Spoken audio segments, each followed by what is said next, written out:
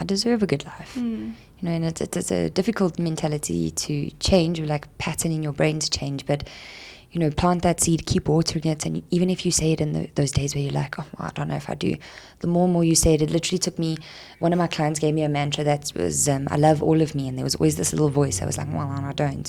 And it took me 3 years to really feel that about myself, but it was a daily practice, and like weird things, you know, standing in front of the mirror, looking at yourself in your eyes and saying, I love all of me. And now I can really say it, so it's work. I think that's also the thing, is people don't always want to put the work in. Yeah. It's tough. Yeah. Welcome back to another episode of Inside Your Head. I'm your host, Christel Roets, clinical psychologist and founder of Psych Central South Africa.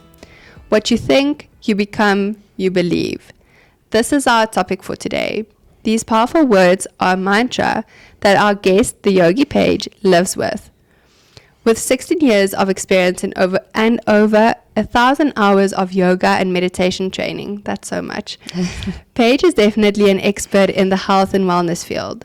Her vibrant nature encourages clients to explore and strengthen their mental and physical boundaries, leaving them blissfully aware and falling in love with yoga. Paige specializes in stress and tension relief, improved concentration, posture correction, mental wellness, meditation, flexibility, toning, strength, spinal, and bone health. If you want to know more about Paige and the services that she offers, you can follow her on social media, where her handle is @theyogipaige. Paige, thanks so much for being here. I'm really excited for us to have just this discussion about our health in general, our mental health, our physical health, how the body and the mind and it all is linked. Christel, thank you so much for having me. It's lovely to be here, and yeah, I can't wait to chat everything mental health. Yeah. Paige, so tell me about the what you think, you become, you believe. What does that mean to you? So I think if you had to ask me the question, it is very much a power of the mind kind of mentality that, you know, often we can get trapped in a really bad loop in your head, whether you're speaking badly about your body, whether you're speaking badly about your life, the people that you're attracting in your life, and all of a sudden you find yourself in this loop, and then you're wondering why you're attracting this kind of stuff in your life, and you're wondering why everything's falling apart. And then when you look back at it, and it's such a difficult thing to really realize, it's a really challenging thing to actually just accept that your brain, what you think you become. So you must be really careful how you talk to yourself mentally, physically, how you speak to your emotions. So, you know, really, really challenging. And it's taken a long time for myself to actually change that kind of behavior in my own brain. Tell me a bit about your own personal experience with that, or what that's meant for you. So I am very much an A-type personality, a go-getter, 110% kind of person, and you know, there's just no point in doing anything half-heartedly. So I was a ballerina for 16 years, and I think that comes with a lot of this idea of looking perfect and acting perfect all the time. So I think that played a huge role in my life with the type of personality that I have. And then obviously I started mixing around the wrong kind of people, and I fell into this trap of just being with the wrong people, being in the wrong places at the wrong time, and then obviously going down the route of just abusing drugs and alcohol. And I promise you, it was obviously a build-up of my whole life, and you know, things that had happened in my childhood, and my personality traits of being an A-type personality. And it was just a build-up that got me to a place where I was really screaming out for help. And I was obviously looking in the wrong places, you know, where I went to substances because it was this feeling of numbing your mind and numbing your body. And then obviously when you maybe become a little bit older, I think with age, you start to realize you're still going to wake up with those problems. So eventually it took a year of me to just really realize that this is not my life. And I'm talking about the drug addiction that I went through. And I kept saying, like, this is not my life. You can't tell me this is my life. This can't just be it. And then I went to rehab. I did tell my parents. I went to rehab for 9 months. I think absolutely amazing 9 months. Also very much like, you know, it takes 9 months for a child to obviously be not created, but you know, the whole process and everything. So I felt like that had a lot of relevance. That's still the same person, but definitely born again. And how difficult it was to change my mindset, but how it is so possible to be able to change your mind. You know, it's consistency, and consistency can actually be really frustrating and really boring at times, but absolutely worth it. Paige, I have like 10 things that I want to touch on from what you just said, and thanks so much for sharing. I'm wondering, what did that look like for you, changing your mindset or changing the way that you see yourself? Because I think that a lot of people, like, they can identify it, they can have the awareness, but it's the what do I do with this that people get stuck at. So I think the first thing that people need to understand is you cannot do these things alone. As much as you like to think, or you know, I can't speak about other people, but as much as I liked to think that I was able to do this life alone, and you know, if I'm going to do something, I'm going to do it better by myself, and you know, that's just such a warped mentality, because we are supposed to lean on people and we are supposed to get help. So that was a really, really big lesson for me. And you're going to have to remind me of the question, because now my brain also just went a little bit. How did you change the way that you... what did that look like in practice for you? So obviously going to rehab, you work with a social worker and you work with a psychologist, and you do really, really empowering things that I feel like everybody needs to do. Is we did this thing called your timeline, and guys and girls were separated in the rehab I went to. And then you go through this timeline, and the social worker's there with you and the psychologist, and then they pick at like certain moments in your life, and then you've got to reenact it. It was the most hectic thing. You think you're going to watch a sad movie and cry. I've never cried so much in my life. And you know, you watch other people, and so that was a huge rehab was absolutely amazing. You know, people were standing up for you and you didn't want to stand up for yourself, and that was a really powerful thing. And then after rehab, I really did a lot of work. You know, I went to NA meetings for 2 years afterwards. I went to a psychologist for 2 years afterwards. It was super challenging, because, you know, I was 21, and you do want to party and be with the in crowd. And so now I was trying to find my feet again. But consistency and making sure to hang around people that hold you accountable, because, you know, you can be naughty if you want to, and you can hide those things. So make sure you hang around people that are going to, you know, definitely point fingers when they need to be pointed. The one thing that stuck out for me, what you said, was it can be boring. And I've heard that with so many clients of mine, where it's so much to give up.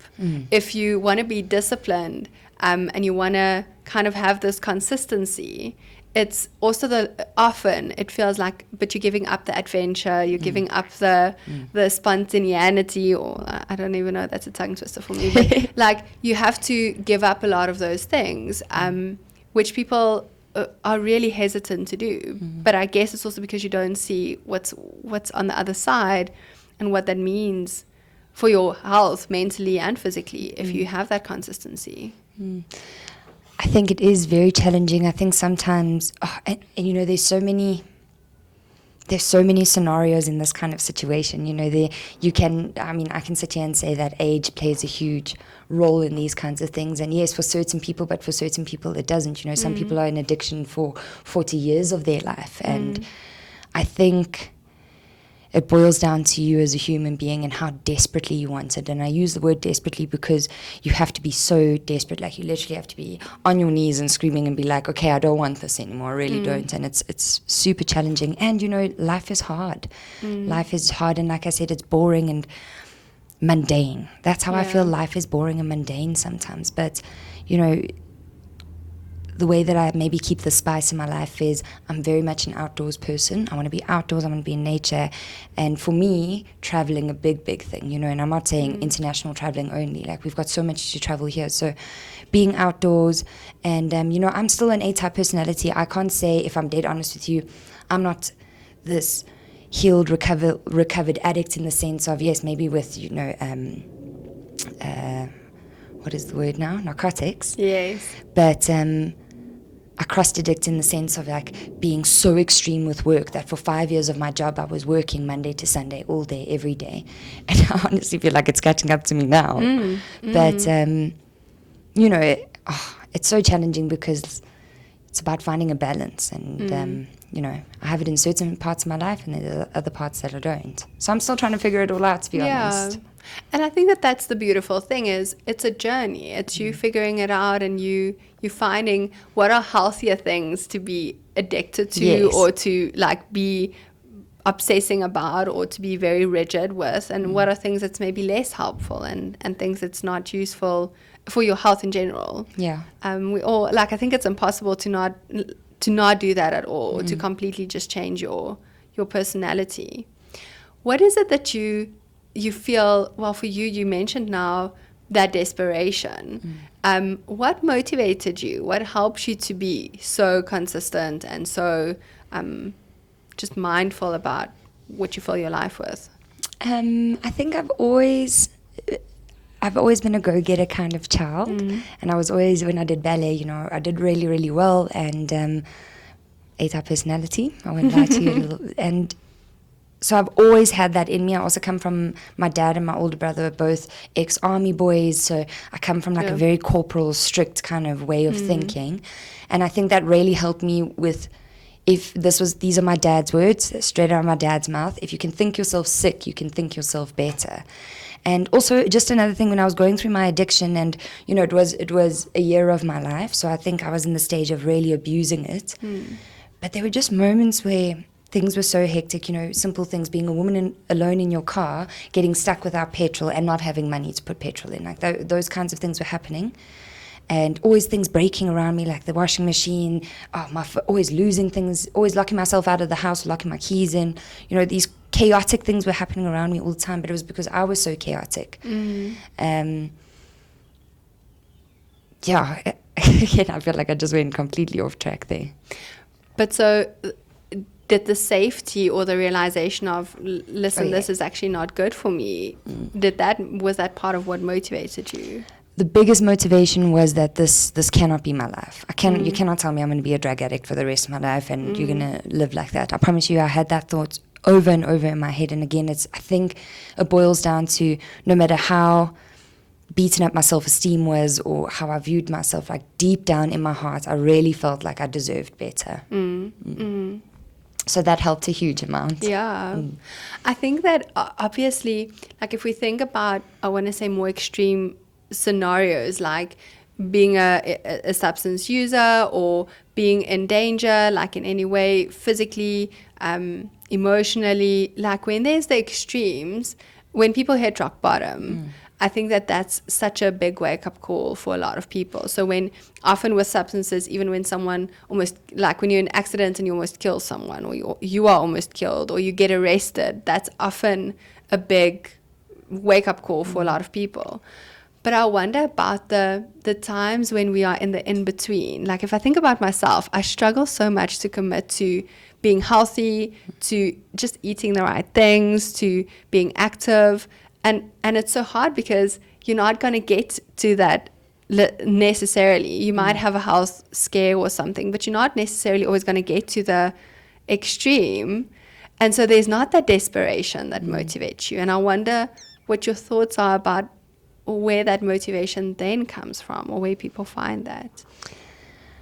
I think if I have to go straight to physical kinds of movement, because I think humans have a really weird perception of what exercise needs to be. You know, often people are like, oh, you need to go to the gym for an hour and you need to be working out. And please don't get me wrong, I mean, I used to do that all the time. But I mean, as I become older and a little bit more mindful of my own body and that you actually can't move all the time because physically it's really taxing, you start to realize that movement can be so many things, like movements of the mind and whatever that means to you. You know, if you love singing your lungs out and playing your favorite song, and if that's a kind of meditation that makes you forget about the world just for a moment, or place the world on pause. Listen, I mean, if people look at me often, and I think people see, because I am so high energy and always smiley and always, you know, that is just so part of my job, guys. Like I cannot rock up at my job and like, I'm so miserable. You know, you there's no ways you could do that either. But I think people have this expectation of like, it's so easy for me to wake up early and it's so easy for me to go to work every day. It's not. You know, I also have my days and I have my months where I wake up and I'm just like, oh, I'm so over waking up so early. But to be dead honest, no one's going to do my job for me. And that is, you know, I'm quite I think it's from my dad's mentality. Like I'm really hard on myself and tough love has worked for me. And I just think sometimes you've just got to suck it up and deal with it. But in saying that, with the physical exercise, never think that you have to go work out for an hour. Go walk for 10 minutes. Go sit outside and take a few breaths in, a few breaths out. You're exercising your brain, you're exercising your lungs. You know, like there is just some days that you do come home and you're absolutely exhausted and drained. So why not just go home and do 10 minutes of yoga? And like simple things, you know, people like, And like people think that, oh, you have to sweat in order for your body to look better or feel better. That's absolutely ridiculous. Like you need to just move. If it's 10 minutes, that is okay. Yeah, I think most people are in this all or nothing. So either like waking up 5 o'clock in the morning or 3 o'clock, whatever. Some people get up at ridiculous hours to exercise, or just like couch potato and not do anything. If you think about the whole, what you think you believe and you become, how has that changed for you? What is that you are saying, yes, you were saying, this can't be my life. What does that look like now? What are you believing about yourself right now? So what's really, really crazy is in rehab we did this one exercise, this little workshop where you had to draw where you see yourself in, I think it was 5 years. And crazy, this is how powerful the mind is. This is why I'm obsessed about the brain. I drew this image of me sitting on a beach with a sunflower next to me. It's my favorite flower. I'm sitting on the beach. I'm not at the beach yet, guys, but I'll get there soon. And literally sitting in meditation pose watching the sunset. And I promise you, I found that maybe a year ago, and I was like, oh my word. So coming back to that, your brain is so powerful, like what you manifest and what you deeply believe, like I deserve these kinds of things. And it's so hard to talk like that about yourself, you know, like I deserve to be happy, I deserve beautiful things, I deserve to be loved deeply. Like people, it's so challenging for someone to say that, like something simple, I love all of me. How often people will say that, and then there's that little voice that's like, well, I don't know if I really do. You know, that's a bizarre thing. So I also think I had to go through this journey in order to be exactly where I am right now. You know, if I didn't go through it, I wouldn't be who I am right now. And a huge preacher of like really believe in yourself, love yourself, and especially for women and kids. I'm a huge, for the ladies, I'm team ladies all the time, like love your roles, love what you look like. We're supposed to have cellulite, those kinds of wild things. And again, because I also come from body dysmorphia, you know, small, muscular, but in my head, you know, the ballet background also made you think weird things. So yeah, again, be so conscious of that brain. It seems like the ballet was obviously for 15 years of your life. It's such a big part of you. I'm wondering what's the rules and kind of things that you had to challenge that maybe came from that, and how you were raised? So with the ballet, I actually used to, maybe 3 years ago, I used to tie my hair up so tight all the time and constantly straighten my hair. And this is control, because I love control. And I used to maybe redo my hair maybe 8, maybe 10 times a day and brush it with gel, and used to suffer with the most extreme headaches. So I think the ballet, there was this, it maybe just influenced this part of me that, I am a people pleaser, and I like to be perfect to a degree, you know. Everybody does it as much as it's possible, yeah. Do it. But so I think the ballet definitely was very much, you want to be prim and proper and perfect on the outside all the time. How are you? No, I'm fine. And on the inside, you're actually crying. But now I feel like I've just found that happy medium where, you know, now I can just be all of me. And I think also I've always been a person that I want everyone to like me. And with my yoga teaching, you know, people have walked out of my class and been like, oh, absolutely can't stand her. And that hurts. But you also get used to it, and you're like, okay, well, life is that. You're not supposed to please everyone, and you're not supposed to make everyone smile. But again, a hard lesson. Yeah. But so how did you land up with the yoga? Tell me a bit about that. I think ballet and yoga have similarities in discipline, where you have to be disciplined in order to be good. You have to be disciplined in the mind. And also the people I used to dance with, like ballet, I didn't just dance with one company. I got to dance with a lot of incredible teachers. And I had one teacher that incorporated meditation. My mom's also very, very airy-fairy and lives in the clouds. So obviously got the little airy-fairy from her. And then with the yoga, if I can think of anything, the discipline. Ballet and yoga, there's this discipline that's with it. And like I love discipline. So I think that's why the yoga. Also, when I went to rehab, we did Pilates. And then when I got out of rehab, because of my body dysmorphia, there was a yoga teacher who, a lot more fresh. She used to be a power lifter, and she taught me yoga, and she just rocked my socks, because it wasn't this idea of what a ballerina or yogi looked like in people's heads. You know, she was just like this beautiful, delicious, strong woman, and I was like, yes, amazing. There's so many, like, just, there's this, want to say the stigma, but maybe just the assumptions or the norms that people kind of just assume this is how you need to, what you need to look like in order to practice yoga. This is what you need to look like in order to be, or this is even what healthy physically looks like. Yes. And I think that maintains so much unhealthy just habits for people. People will starve themselves just to be what they think it looks like to be healthy, when that's not the case at all. I think also, what we're lacking here is that there's so many different body types, and so many different body types are absolutely beautiful. I think the culture is definitely changing a lot more, which is really, really exciting about it, But again, there's these two extremes of you either need to have like an 8-pack to be really, really fit and healthy, or, there's these extremes that you're severely overweight, but yet there's this part that everyone's screaming that it's healthy. So, I don't agree with either or.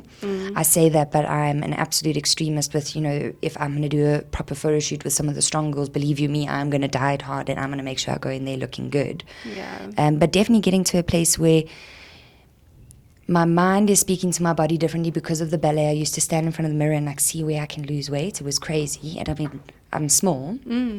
But now I'm just getting to a point where strong body, stronger mind, but also healthy. If you look at yourself and you think, absolutely, I look delicious, then that's cool.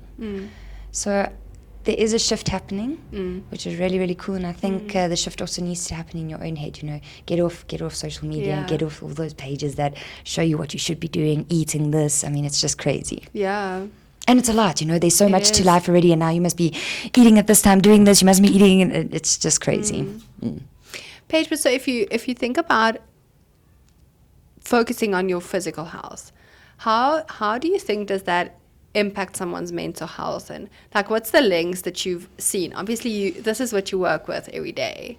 How does it benefit someone from your perspective? So I think everybody obviously knows that the endorphins, things that, but again, it's this idea that, you need to go run on the treadmill for an hour and then all of a sudden you're like, some people hate some people hate moving, exercise, and that's okay. You don't need to enjoy movement. But I think the first thing what people need to do, get it out of your head that physical movement is just about the body moving physically. You want to be able to exercise your lungs, you want to be able to exercise your voice, you want to be able to exercise and move the body in completely different ways. So I think people just need to start moving. So that's why I always say to people, get outside. If you can walk, because a lot of people aren't able to walk in an estate or a safe place, but if you are able to walk and go get outside, go get fresh air, do that. Also, another thing people need to do is get outside. Often people are trapped in the office all day with shoes on, crazy thing.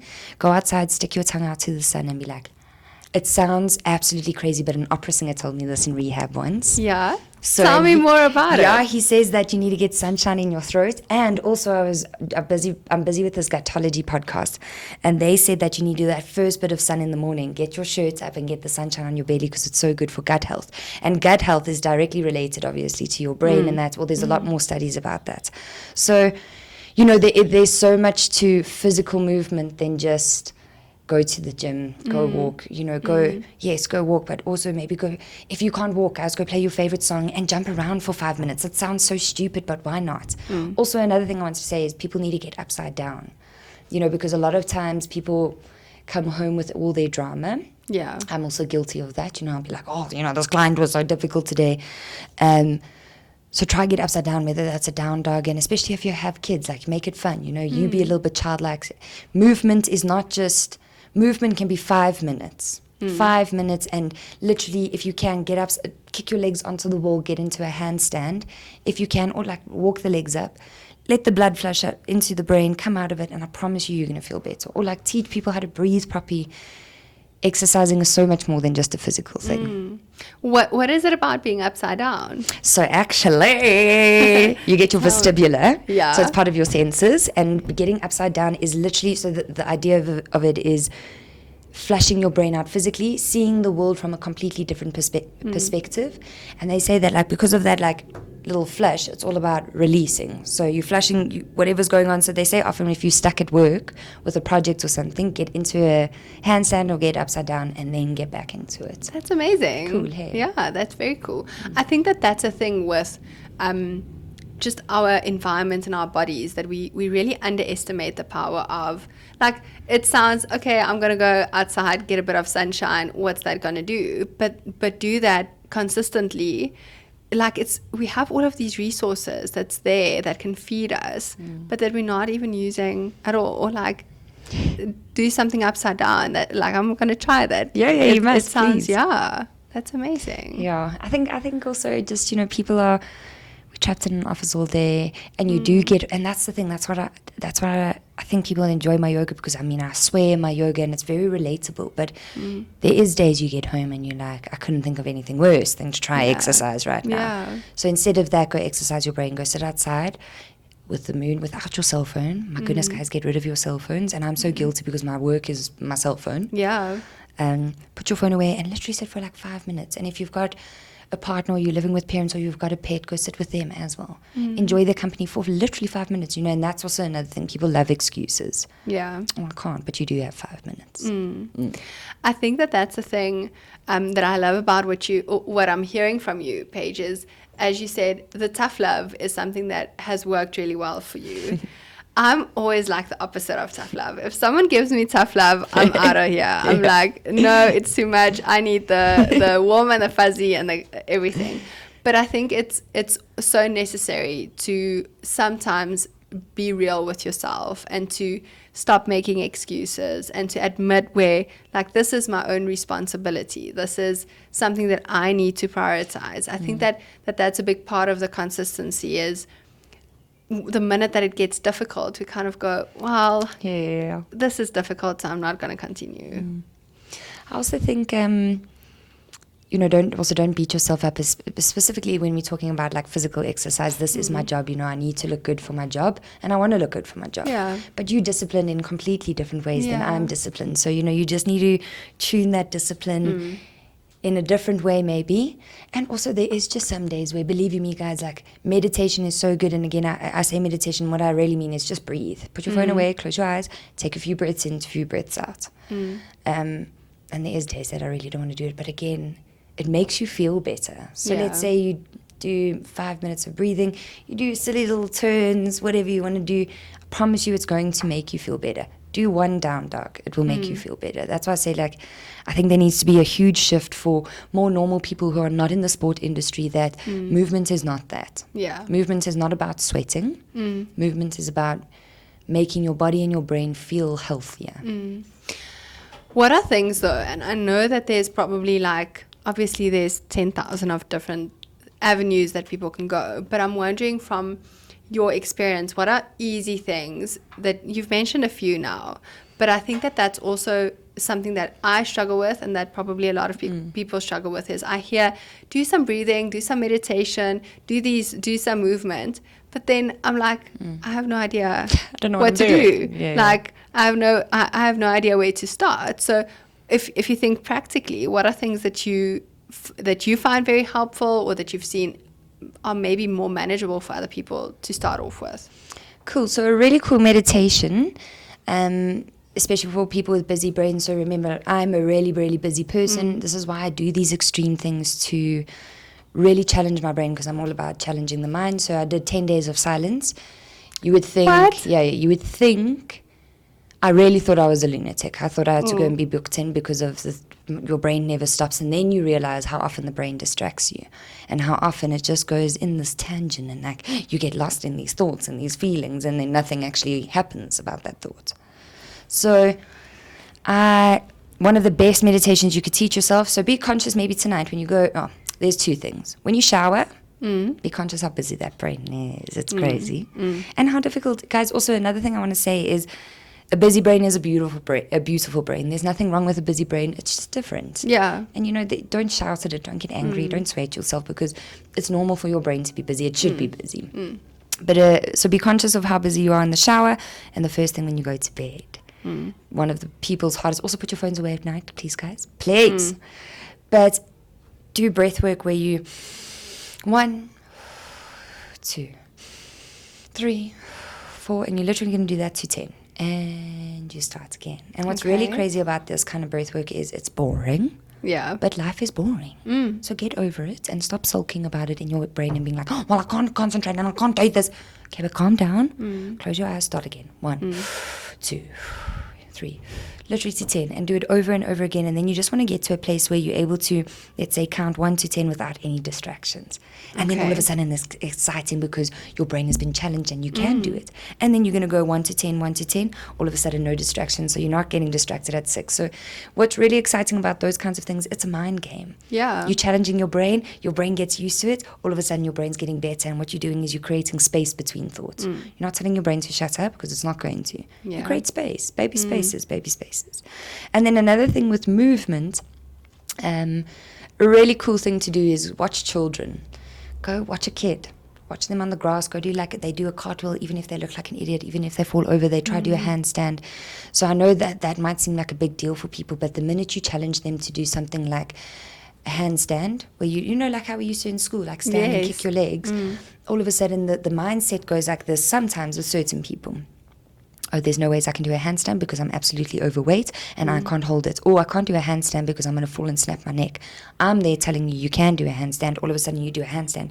You hold it for 1 second. You come out of it and your brain's like, oh my word, that's amazing. I can do that. And then you're changing these crazy little patterns in your head without even realizing it. So I would say, you know, there is so many cool things you can do on YouTube and it's free. So there's no, you know, I would say go to my YouTube. I can't say I've put a lot of effort in it. But you look at literally 10-minute workout, 5-minute workout, you know, go do those kinds of things.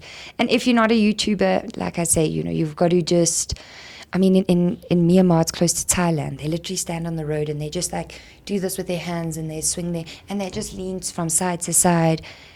That kind of movement. It seems so silly, but just move. Get the spine moving, because you know when the spine gets old, the body feels old. So there's so many things. I think it's just also really about getting to the space where you're listening to your body. And again, I'm going to go, okay, prescribe, this is what I need to do, and then I start doing that, instead of just what feels right for my body in that moment. So I think that we so, it's like when you follow Google Maps, you don't necessarily check where you're going because you're just waiting for what it's saying. And I think for me with body, anything activity-wise, or even like with the meditations, it's again going, okay, so Google, tell me this is how many times you need to breathe, this is what you need to do, but it's a mindless process then. And that's probably also why it's difficult for a lot of people to sustain, because it's not something that you're actively engaging with and that you are a participant in. It's just I'm going through the motions. I think also what's happened now, maybe after COVID, is like you almost just realize how secluded people have become, and how, you know, even from my own point of view, like it's easy to stay at home. Yeah. And you almost get like sucked in a hole there, and then I think at the moment things are very challenging mentally for a lot of people, which is quite heartbreaking. But again, there just needs to be this shift in your own head that even when it comes to meditation, let's say you even the word meditation is not for people, which is cool. That's, you know, it doesn't have to be. And I say this in my yoga class, like, do what you need to do. I'm just here to guide you. That's all I'm here to do. But meditation could be, let's say you love cooking. Put your favorite song on. Whatever. If you like a glass of wine or a glass of coffee, then do that. Put your favorite song on and do that. Or if you're more of an outdoorsy person, if you want to go like simple, you know, I think humans, we love to complicate things. It's simple. Yeah. It is simple. Go spend time with, you know, I because of the job that I have, I interact with a lot of people, and a lot of people offload on me all the time. So when I drive a lot. So when I get home, I don't want to do anything. Yeah. But there is just some days I actually need to drag myself off that couch and go do things with friends and go have a dinner, because it's actually good for me that when I come home, I actually feel better. You know, so I think it's that stepping out of uncomfortable, and also just not giving a shit sometimes. Yeah. Like really, you know, sometimes you see it often in yoga classes, people don't want to breathe, they don't want to and like make noise and that. Sometimes just actually who cares? If you need to dance, if you need to take a pillow and go scream and swear, if you need to write a letter and swear and be angry and then burn it, do all those things. Also, another thing I want to say, it's so important that I think adults need to know it's okay to have a tantrum. Yeah. It's okay to Tell lose me your mind about a your bit. thoughts about having a tantrum. I just think like as kids, again, I'm only speaking from my experience of life. this expectation of growing up so quickly and having your shit together and don't cry, or why not? I mean, why can't I sulk, and why can't I be upset about things? And, you know, maybe you've had a fight with your partner and I've lashed out on him. I still go to him and I'm like, I'm so sorry that I lashed out like that, but like what I said, I still meant. I just needed to lose my mind a little bit. Yeah. So I think there's this perception that we need to have our shit together all the time, and how? Yeah. How? Life is so challenging sometimes. So lose your mind a little bit. Scream in the car. Yeah. Tell me a bit about the 10 days of silence, Paige. That sounds intense. Like I want to just hear a bit more about it. So it's called Vipassana, and it's all about seeing things for what they are. So there's no influence of it, like breath work or yoga practices or things like that. And 10 days of silence. The first 3 days, you're kind of learning how to sit properly, and you're learning the process of scanning your body head to toe, toe to head, head to toe, toe to head. And that is what you need to do over and over again. So you'll feel that physical pain, obviously. If you want to sit back, you can just take this with you. Thank you. Physical pain obviously manifests because you're sitting for about 12 hours a day. Obviously, you have a break in between. So the first 3 days, you're getting used to sitting and you're getting used to the practice. And you know, the practice goes so much deeper, but like on a quick note on it is, you scan, and let's say you're doing 2 minutes in your forehead, you start to feel your body in a completely different way.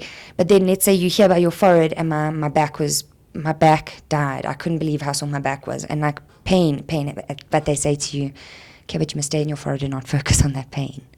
Wow. Yeah, wild. So it was super tough. On the sixth day, I thought I was going to break out, because they take your phone, your keys, and everything. And like, obviously, you are an adult. You are able to leave when you need to, but there is no ways I'm going to go do something and leave halfway. That's silly.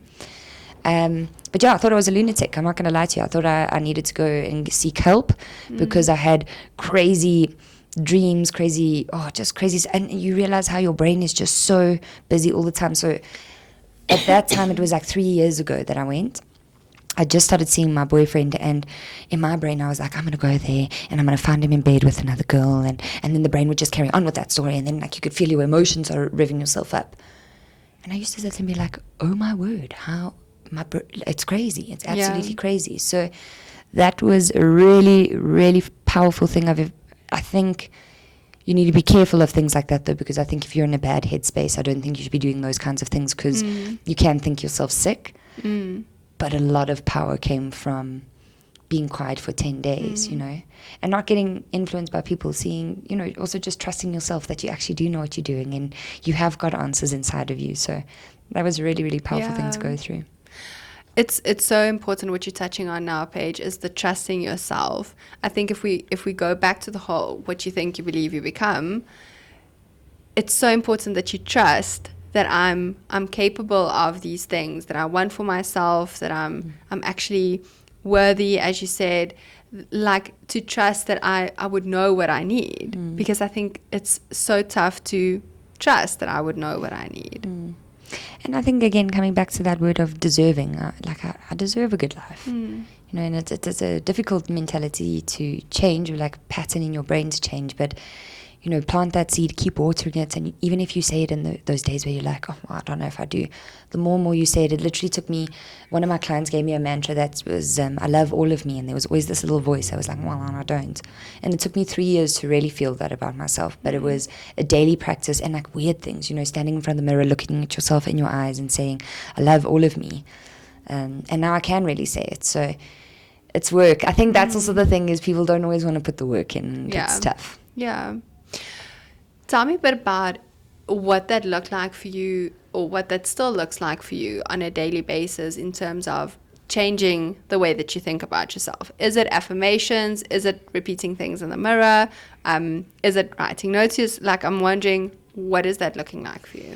Do you know what I think? The Yogi Paige, I think I'm very fortunate that through my practice and through my teaching, I'm able to be very honest about who I am. And, you know, I'm honest with my clients. I keep saying to them, I don't come here and preach what I've done and how good I am at things. Like, I'm preaching the things that I'm going through and what I'm struggling with. So, you know, even through the body dysmorphia thing, I would tell, like, especially the ladies' classes, like, let your belly, let it hang out, let the rolls. Girls are supposed to have cellulite. And through that, I've been able to heal, because I've been able to, there's that saying, what is in darkness must come to light. Like, say what you need to say. Get it out in the open, because then it's not going to have power over you, So all the nasty things that you say about yourself, like, go tell someone about it. And, don't be ashamed, because everyone's going through something, and everyone speaks to themselves badly. But now my practice is, obviously, I get to meditate a lot with my job. And lots of affirmations, lots and lots of affirmation work that I go through. And I go do these cool things, like I went and did a cacao ceremony. I went and did this 10 days of silence. Like, I actually went to go see a white sangoma the other day as well. So I do all these different things, and why not? And like, I'm in control of my life, and I just take from all my lessons, from rehab, from life, from everything. I just take it and I just combine what I enjoy about it. So. I think that's part of the whole, if I think about, as I said earlier, with substances, people often seek the thrill, they seek the newness or the experience, and that's also part of why they become dependent on substances. I think it's so interesting with what you said now, that I'm gathering that you're finding that excitement and adventure in other things. And again, it's about going out and experiencing life. Like, there's so many workshops, there's so many retreats, there's so many trainings, there's so many things that we can experience, but we're all sitting at home going, oh no, but I struggle with meditating. I think it's I think we get ourselves into a loop and we get comfortable here, which I think is also just very normal. But I think maybe just people need to go through, and I think this is what Vipassana taught me, is life can be beautiful and exciting and absolutely wonderful and crazy, and enjoy it. Enjoy it when you're experiencing that, but don't hold on to it for too long, because that also doesn't last. And then the hard times, like the really challenging times at home, or whether it's in your head or, you're struggling with your own stuff inside your heart, go through those things. Don't run away from it. And, I can preach about running away, because that's what I used to do. That's why I used the drugs, is to run away from things. Go through it. If you need to cry and you need to cry ugly, do it. If you need to lean on someone, and if you need to go to someone and just be like, I'm not okay, I don't know what I'm doing with my life, these things are okay. And the minute you do let these things out, all of a sudden you feel better, and you wake up and you're like, okay, but it's another day, and I have got this. That's also another thing, is I think people need to, if I can maybe give a suggestion, is get a mantra. Get a mantra that, and it doesn't, get a, whatever you want to call it, doesn't have to be a mantra, but get something that on those hard days, that's what you're going to repeat to yourself, So get something that's, and it'll always change, it changes all the time. So whatever works for you at that moment, do that. Also, another thing with the personality type that I am, know when to take off days. Yeah. Because that's super challenging, burnout's a real thing. And burnout's very difficult to recover from. And I think it's difficult because your personality type, like, it's useful in your job most probably. So it's also hard to let go of, because it's like you're getting the reward, but the reward is coming at such a big cost. So I can imagine that it's quite a challenge for you to have to do. Yeah, listen, like I say, I think the type of teacher that I am, I get to... Like the one day I actually made everyone just lie down and stretch, and my yoga classes are physically and mentally challenging. I'm very motivating, and I'll go to people and I'm like, you've got this. But the other class I taught was, I literally made them do 3 stretches and made them lie down and play the bowls for them and made everyone relax. And my brain was like, oh my gosh, I can't make people do this. It freaks me out because I don't know how to slow down. But I've taken my life and my teachings and my job now, and I'm able to teach myself things, which is really, really cool, So slowly I'm learning how to slow down. Also, I've got a crazy injury that I've been dealing with for like 5 years. And I think that's just my body really telling me to slow down, because I haven't listened for so long. So, again, I don't know if it's age. I don't know if it's just when you're ready to hear all these things or learn all these things, then it comes. Yeah. But again, people want this quick thing, and they want it overnight, and so you are where you are, but you started when you were 21 with this whole journey. Yes. Well, probably even before then. It's not like it only started then, but if that's when all of this already started, it wasn't I'm doing this for a year and now I'm feeling better. Like, it's dedication, it's that consistency. Yeah. No, absolutely, it's consistent work, guys. There's no you know, I think once you're an addict, and that's the thing, you know, addicts, there's such a crazy connotation to the word addict. You know, people are like, oh my word. Often when I got out of rehab, people would often be like, are you okay? And I understand, like, people actually don't know what to say. Yeah. But there's a stigma to it that, like, if you're an addict, like, oh, you know, and it's not that. Like, everyone needs help, and we're all addicts in our own ways. We just don't like to admit it. It's a crazy thing. And guys, why not get help? I mean, what a beautiful thing that I was able to go and get, like, psychological help and emotional help, and understand that changing character, like, you not changing your character physically, but changing, like, personality traits, you know, or not even changing, that's, I completely lie, not changing, finding a happy medium, because in rehab you did this thing where you did character defects and you did character assets. And after so character defects, you learn about all the qualities that you don't like. Yeah. And it was a hard month. I mean, you're like, oh, I'm awful and that. And then you do character assets. And all of a sudden you learn character defects and character assets are the same thing. It's about finding this balance. So I think as a human, you need to find your thing. You need to find what makes you feel good. Another girl actually told me this a while ago, a really beautiful woman. She said, you must write down the things that make you happy. And on the days that you're not happy, go look at those things and see what you're not doing anymore. I think it's that's such a useful thing for people to do, and I think it's often the mistake. Like, even if we think about having a mantra or some affirmations, it's usually when people are down or when they're feeling like, I'm not in a good space. Now I need this. But then it's so hard to actually start doing it. So it's so important that it's something that you do throughout, that you're having a mantra that you're repeating, even on the days that you're feeling good, that you are making it a habit, so that it's not only dependent, like on when you're already down in the dumps. Now I need to get the energy to do this, but it's not something that I do. Like, you still brush your teeth most of the time, even if you're down in the dumps.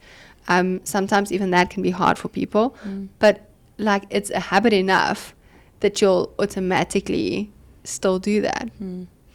I think it also becomes more natural the more consistent you are. I think consistency, exactly what you're saying, you know, and you can't have, you know, life gets chaotic and there's these moments where it almost feels like it's exploding with chaos. But exactly that, like, you can't just be now running around like a chicken, like a headless chicken, being like, oh my word, what must I do now? You know, you need to, I think, if anything, people need to learn about, like, tools that they have in their toolbox of how to cope, how to deal with things, you know. And I think there's a huge lacking in schools and in humans in general, in adults. There's a huge, like, when I went to rehab, I was gobsmacked at, like, the things that I learned then.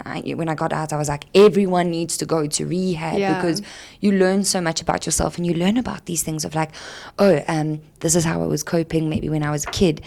And you learn about things like, okay, that coping mechanism wasn't okay when I was 13, but also don't beat yourself up about that because you didn't know better when you were 13. Like, you know, you start to create this deeper understanding with yourself. So, and I think that's why I think COVID was so difficult for people. You know, you were forced to look at yourself, and no one wants to do that. So, yeah, I just think you need to, I think people really need to create that understanding in their head that they are so worth to be checked in. You know, you're so worth to be like, are you okay today? Like, I don't know. I think people just need to understand their worth, and there's none of that sometimes. Hey. Yeah. I think we're also so conditioned often that everything is driven towards external things. So if it's for someone else, you'll do it. But if it's just for yourself, crazy. It's so much harder to do. It's so much harder to just be eating healthy when it's just you. Yeah, it's crazy. Or to be doing it by yourself when no one is around. Like, it's so tricky. No, I know. Life it's super challenging. But I think, you know, like, I think people also need to understand, like, talk about these things and be honest about your life, because, you know, you might not be the only one struggling with that kind of thing. You know, you might say something and then all of a sudden, it's difficult to say people need the freedom to talk, because there is a lack of that. There's this lack of community that we're dealing with at the moment. So, you know, I mean, I couldn't tell you how to give back there, but talk to people, go do different things, and, you know, go do healthy, I think also an issue here is, like, when people think of socializing, they always think about going out and drinking, and that's not socializing. You know, go find a running club, go find something that you know, I can only relate to sports because I am just a sportsy child, or like meditation or whatever. Go hang around people that are going to do good for you.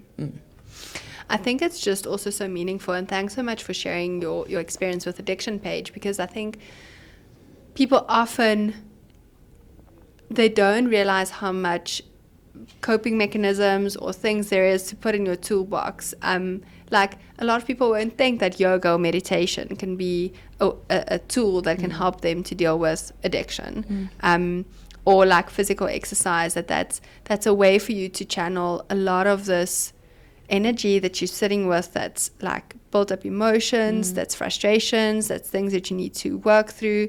Like there's things out there that we just think, well, I need to just, I often say, and I think that that's what's so helpful from what you went through with like a 9-month rehab. A lot of people go to a 21-day program and then expect that in 21 days I need to just go cold turkey and then come back and be fine. But you're taking away the one coping mechanism that person had, and now they're left with nothing. And so the chances of relapse is basically guaranteed, because you need to first build these new ways of coping and dealing with things in order to really help you to resist or to get through that discomfort, or to work through whatever the whether it's addiction or depression, whatever it is that you're sitting with. Yeah, I think there's been a lack of education. I really think there's a huge lack of education in school. You know, when you think of hello, when I went to school, I mean, the sex ed we got is just absolutely pathetic. You know, and again, I think there is a shift coming. I really think there's a huge shift coming, and you know, go do, like, why aren't they doing like psychology in schools with coping mechanisms? Why aren't they teaching kids like anger issue skills, or like, you know, it just goes so much deeper. But again, I think you need to find what works for you, whether that's if you're not a sporty person, guys, you don't need to be a sporty person, but just make sure that, like, you know, you are getting maybe a green juice in, or maybe a smoothie or something like that, and find what works for you. If it's drawing, if it's doing henna, if it's singing, go do it, and go do it 110% for yourself. For yourself. I often say when people walk on my rooftop, place the world on pause, and like that's what people really need to do. Work can wait. An email can actually wait sometimes. A patient can actually wait sometimes. And if they get cheeky and cross, then okay, get cheeky and cross. But if I didn't do that for me right now, I will be literally losing my mind. You know, and again, guys, I say these things easier said than done. It's super challenging, and especially, you know, like running your own business, who else is going to do it? So you are replying, you're constantly on your phone. So, you know, I'm also trying to find this balance, and I'm trying to preach what I'm also going through and trying to learn, you know, at the same time.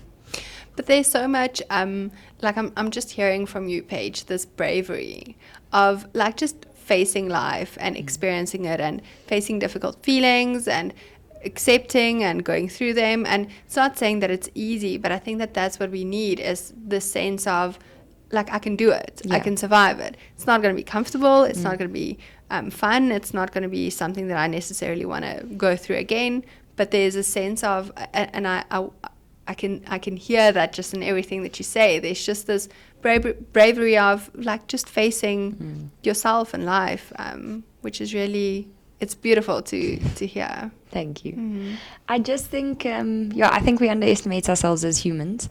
I also say to my yoga classes all the time, like, we went through COVID, and you know, people go through a lot of hard things. Lots of people go through extremely challenging things, and you know what, another thing people's brains love to do is compare situations. Guys, we cannot be comparing nothing. You know, everyone is going through something, everyone, and that's a nice way to humble yourself. Quick sticks, I say to my yoga class, if you are the only one who thinks you are hurting in this class, you are lying to yourself. And it's a nice way to humble yourself that everyone's going through something. And the bravery, I think, is because of the person I was, because I always felt like I needed to be put together, and I was always fine, and I actually wasn't. I wasn't fine, and I wasn't put together, and I was a really hurt little kid, and I felt like no one stood up for me. So if you feel that way, then my angel, you are the only person who's going to stand up for yourself. And like, as much as I preach, like, lean on people because they are there to help you, I really, really, it was also a very challenging thing for me.